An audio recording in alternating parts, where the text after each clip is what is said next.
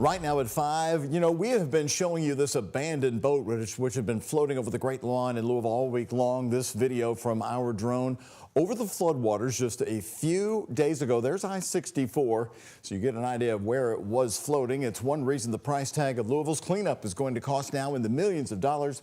The mayor revealing that figure today. The floodwaters are going down, and you are being asked to volunteer time at the waterfront tomorrow. It's our top story at 5. I'm Shay McAllister. And I'm Doug Proffitt. So what about that boat? Did it leave the River City, or is it now our problem? WHAS11's Isaiah Kim Martinez and photojournalist Jessica Farley have spotted it live at Waterfront Park. So Isaiah, where is it now? Well, Doug, essentially in the same spot. The difference is, though, it's on the grass right now. This is proof of just how much the waters have receded. This Chris Craft boat, again, the one you just saw in that drone video, now just hanging out on its side. We know waters have receded, but there is a lot more work to do. Just look on this side of the Great Lawn. You see all the debris, the driftwood, and that is why the mayor and others are calling you at home to come to this area tomorrow from 9 to 12 to help the cleanup process. Our Sky 11 drone takes you right through the 8th Street flood wall, now open in downtown Louisville. Floodwaters have receded some, albeit slowly, leaving dirt and debris in its wake. Our expectation is that our parks, roadways, and other public spaces, including Waterfront Park, are going to be restored in their original condition. Bright, shiny, and clean in time for the Kentucky Derby, which is 3 weeks from tomorrow. Mayor Craig Greenberg with an ambitious timeline for cleanup, putting the price tag at $5 million to get areas along Louisville's riverfront back to normal quickly.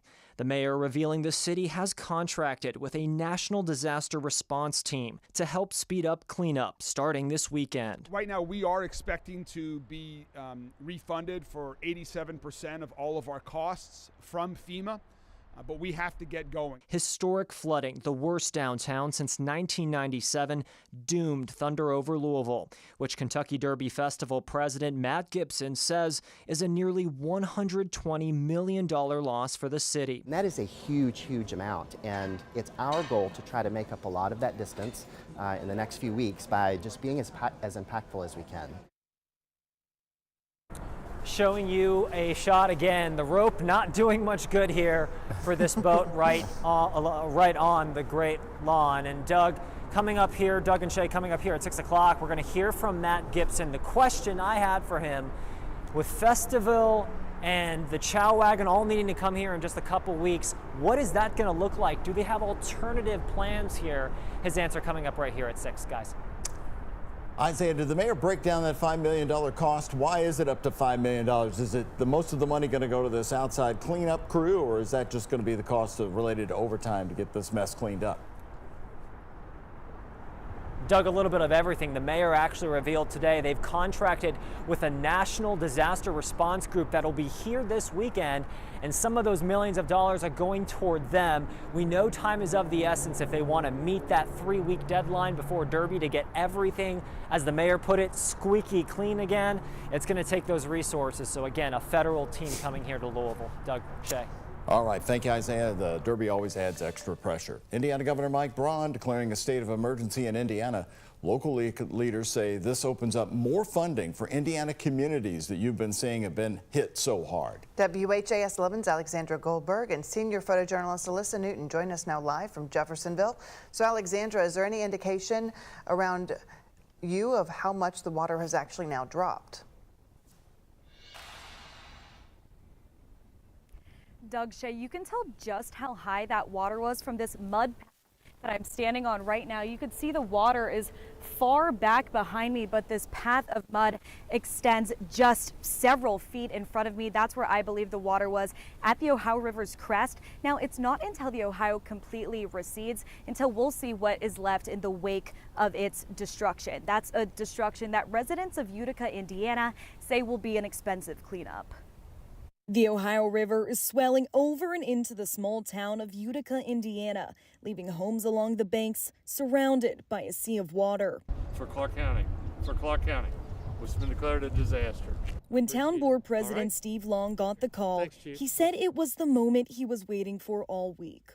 and he just got the word from the state that the governor's declared Clark County and 17 other counties in a state of emergency. On Friday afternoon, Indiana Governor Mike Braun declared a state of disaster emergency in Indiana. Now, the Indiana Department of Homeland Security can give financial assistance to communities under the State Disaster Relief Fund program, funds that residents like Armida Kuntz and her neighbors were praying for. Like the people who really got it, like this house right there, I took the boat over there, and water was all the way up, almost to the top of her door. Funds, she says, they need because this will always be home. A lot of people up here, they go through it and they come right back home. We're all like people say, river rats, I guess. That's what everybody says. Long said 25% of Utica evacuated, and homes saw between 2 inches and 10 feet of water. Kentucky's already declared an emergency, and they got the same river we do.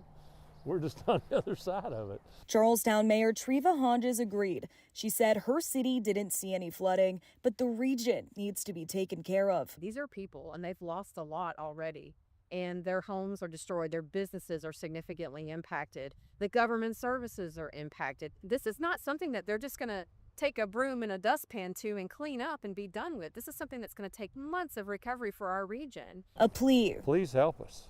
That's all I can say. From all impacted communities of southern Indiana. Here in Jeffersonville, you can see all of this debris. You can see there's some driftwood leaned up against a street light, and there's debris floating throughout the Ohio. Of course, again, it's not until these waters recede to when we'll see the entirety of the destruction here on the banks of the Ohio River. Live in Jeff, Alexandra Goldberg, WHAS11 on your side. Shay, Doug. All right, Alexandra, thank you. Mayor Craig Greenberg says plans to begin cleanup from the flooding will kick off tomorrow. He said crews will first clean debris from roads for emergency access before moving on to parks, parking lots, and other public areas. This is not going to be an easy process, but our expectation is that our parks, roadways, and other public spaces, including Waterfront Park, are going to be restored in their original condition. Bright, shiny, and clean in time for the Kentucky Derby, which is 3 weeks from tomorrow. The mayor said a national disaster response service provider will also be providing teams to work with the city crews to speed up that cleanup process. The plan is set to include curbside pickup for items that were damaged or destroyed by the severe weather, and you can expect more details on that next week. Well, let's talk about that cleanup. Wear your tall boots tomorrow, and I'm talking the tallest ones you have. Waterfront Park is asking for volunteers for you to help them clean up the area, and tomorrow's forecast is supposed to be pretty good for it, starting at 9 a.m. Saturday morning, going to run to noon. The effort will focus on removing trash and litter left behind by the flooding. Now, you see that QR code right there on your screen. You can put your phone up to it and scan that code right at the bottom of your screen. It'll help sign you up immediately. Volunteers will meet up tomorrow at the Great Lawn on Witherspoon Street. Free parking directly across from the Great Lawn on Saturday morning. By the way, tomorrow, Saturday, we're all going to be here for you as WHAS11 is taking the cancellation of thunder, and we're helping the Louisville chapter of the American Red Cross in a fundraising effort here on WHAS11 and live on the free WHAS11 Plus app. Rising Above the Storm, a fundraiser for flood relief in the thunder spirit. It's only going to be live from 6 p.m. to 11. Special guests will be here. The Derby Festival Royal Court will be taking your donations over the phone. At 9:15, a vintage drone show for you. And then at 9:30, when those thunder fireworks would have been happening, we've got several years of thunder to show you on the air. See you tomorrow. Well, we hate to say it, it would have been a great thunder day, Doug. It is just beautiful tomorrow.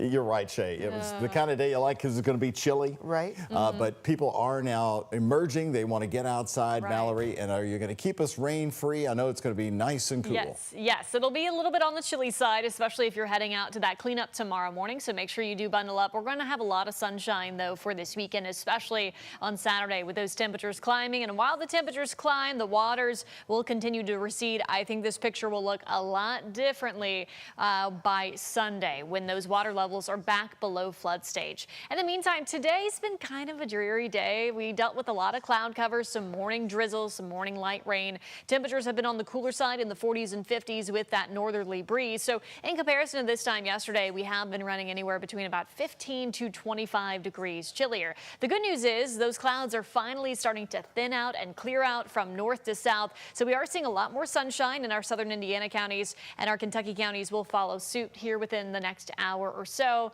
just before that sun does set. So tonight, if you're heading out, make sure you bundle up as well, because we will dip back down into the 40s. Lows tonight will be dropping down into the 30s. Expect a low to mid 30s by early tomorrow morning. And because of that, we do have a frost advisory from 2 a.m. to 9 a.m. But we'll talk much more about our weekend forecast and our extended outlook. That's coming up here in just a bit. Mallory, thank you so much. More local news. The Cuban community in Kentucky is now forced to rely on each other to get life-saving alerts from the National Weather Service. The service cut their translation services this week from the National Weather Service. You might have noticed in social media when the National Weather Service posts information, they usually follow up with a post in Spanish. That will no longer be the case. The president of the Cuban Association in Kentucky, Berta Weinberg, says now they will be forced to work with reduced resources. And we're going to have to be alert, be aware of what the mayor's office and their language services office does. And we are glad that we have allies in that office. And they're going to be presenting the information in English, and we're going to take all this community, national community, to right away start translating and start knocking on doors and talking to each other. She told us this impacts at least 60,000 Cubans in Kentucky alone. The Latino community as a whole is even bigger. More news here at 5 o'clock. Police are now investigating a fatal shooting in the Park Hill neighborhood. According to LMPD, officers responded to a call around 12:15 this afternoon at Duminal Street, right near the Stellar Snacks facility. There, officers say they found a man outside of a home with a gunshot wound. First responders later pronounced him dead at the scene. At this time, there's no suspects in the case, but they are working the case. If you have any information that might help them, leave a tip at 574-LMPD. And tonight, a man from Elizabethtown has been arrested and charged allegedly with child sexual exploitation. According to Kentucky State Police, this man, 31-year-old Joseph Bowling, was arrested Thursday after an undercover investigation revealed that he was sharing images of child exploitation online.